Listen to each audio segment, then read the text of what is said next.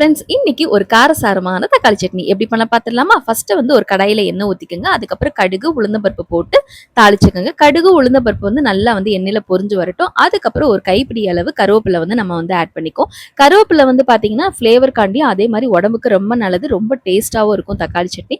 அதனால நான் ஆட் பண்ணியிருக்கேன். அதே மாதிரி 2 வரமிளகா, அதுக்கப்புறம் ஒரு பல் பூண்டு வந்து நான் ஆட் பண்ணியிருக்கேன். வரமிளகா பாத்தீங்க அப்படின்னா இது வந்து ரொம்ப காரமா இருக்கும். நீங்க உங்களுக்கு காரத்துக்கு ஏத்தாப்புல நீங்க வரமிளகா வந்து ஆட் பண்ணிக்கோங்க.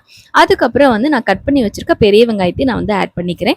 பெரிய வெங்காயமும் நீங்க வைக்கலாம். இல்ல எங்கிட்ட சின்ன வெங்காயம் தான் இருக்கு அப்படின்னா சின்ன வெங்காயத்திலையும் நீங்க இதை ட்ரை பண்ணி பார்க்கலாம். ரொம்பவுமே டேஸ்டா இருக்கும். பொதுவா பெரிய வெங்காயத்தோட சின்ன வெங்காயத்துல இன்னும் டேஸ்டா இருக்கும். பட் ஆனா என்கிட்ட பெரிய வெங்காயம் தான் இருக்கு, சின்ன வெங்காயம் இல்ல. பட் இதுவே வந்து செம டேஸ்டா இருக்கும். ஸோ இந்த பெரிய வெங்காயத்தை இப்ப நம்ம இந்த எண்ணெயில வந்து போட்டு நல்லா வந்து வதக்கி எடுத்துக்குவோம். இந்த வெங்காயம் பார்த்தீங்க அப்படின்னா நல்ல கோல்டன் ப்ரௌனிஷாக வரணும். ஸோ அது வரைக்கும் நீங்கள் வந்து இந்த வெங்காயத்தை வந்து நல்லா இந்த எண்ணெயில் வந்து ஃப்ரை பண்ணிட்டே இருங்க. முடிஞ்ச அளவு மூடி போட்டு நீங்கள் வதக்காதீங்க, ஓப்பனாகவே நீங்கள் வந்து ஃப்ரை பண்ணுங்கள். அப்போ தான் சீக்கிரம் வந்து வெங்காயம் வந்து வதங்கி வரும்.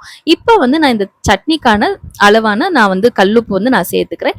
நீங்கள் வந்து நைஸ் உப்போ இல்லை கல்லுப்போ எது வேணுமோ நீங்கள் வந்து ஆட் பண்ணிக்கலாம். பட் ஆனால் நான் வந்து கல்லுப்பு தான் நான் வந்து ஆட் பண்ணுவேன். அதே மாதிரி உப்பு இந்த டயத்தில் நீங்கள் ஆட் பண்ணீங்க அப்படின்னா இன்னுமே உங்களுக்கு வந்து அந்த வெங்காயம் வந்து நல்லா வதங்கி வரும். அதுக்கப்புறம் 2 மீடியம் சைஸ் தக்காளி வந்து கட் பண்ணி அதையுமே இப்போ வந்து நான் வந்து சேர்த்துறேன். ஏன்னா உங்களுக்கு வெங்காயம் வந்து நல்லா வதங்கி வந்துருச்சு. அதுக்கப்புறம் 2 மீடியம் சைஸ் தக்காளி இந்த மாதிரி எடுத்து அதை கட் பண்ணி நம்ம வந்து இப்போ வந்து சேர்த்து அதை வந்து நல்லா வதக்கணும். அதாவது பச்சை வாசனை போகிற வரைக்கும் நல்லா வதக்குங்க. முடிஞ்ச அளவு வந்து இந்த மாதிரி கரண்டியை வச்சு இந்த மாதிரி நீங்க கொத்தி விட்டீங்கன்னா ஈஸியா வந்து உங்களுக்கு அப்படியே வந்து அழகா வந்து அந்த எண்ணெயில வந்து வதங்கி வந்துடும். இப்ப பாருங்க இந்த மாதிரி அழகா வந்து வதங்கி வந்துருச்சு. இப்பதாங்க லாஸ்ட் ஸ்டேஜ், இந்த எண்ணெயெல்லாம் பிரிஞ்சு வந்துருச்சு.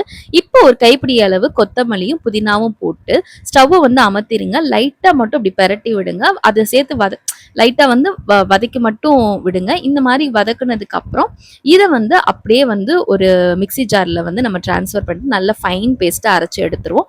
அவ்வளவுதான், நம்மளோட காரசாரமான தக்காளி சட்னி ரெடி ஆயிருச்சு. இப்ப என்ன, நல்ல சுட சுட தோசையை ஊத்தி அப்படியே இந்த காரசாரமான தக்காளி சட்னியை அப்படியே வச்சு நீங்க சர்வ் பண்ண வேண்டியதுதான். இந்த சட்னியை வந்து நீங்க கண்டிப்பா வந்து நீங்க வந்து ட்ரை பண்ணி பாருங்க. குழந்தைங்க விரும்பி சாப்பிடுவாங்க. அம்மா இன்னி ஒரு தோசை, இன்னி ஒரு இட்லி அப்படின்னு சொல்லி கேட்டு கேட்டு வாங்குவாங்க. இது வந்து இட்லி, தோசை, சப்பாத்தி 3க்குமே செம்ம டேஸ்டா இருக்குங்க. கண்டிப்பா வந்து நீங்க ட்ரை பண்ணி பாருங்க. ட்ரை பண்ணி பார்த்துட்டு எப்படி இருந்துச்சுன்னு சொல்லுங்க. ஸோ இந்த வீடியோ பிடிச்சிருந்தா மறக்காம லைக் பண்ணுங்க, நம்ம சேனலை சப்ஸ்கிரைப் பண்ணிக்கோங்க. இன்னொரு வீடியோல பார்க்கலாம். தேங்க்யூ.